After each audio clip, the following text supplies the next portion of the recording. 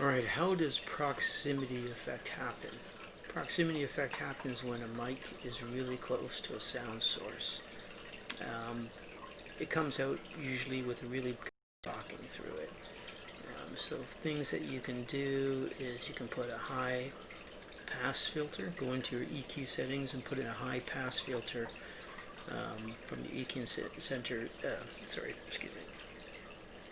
settings, and that usually deals with the problem.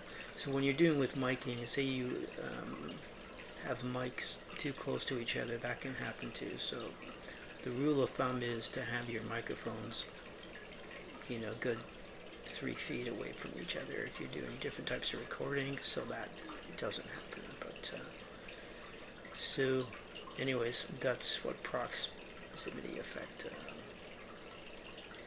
sounds like, and that's how it happens.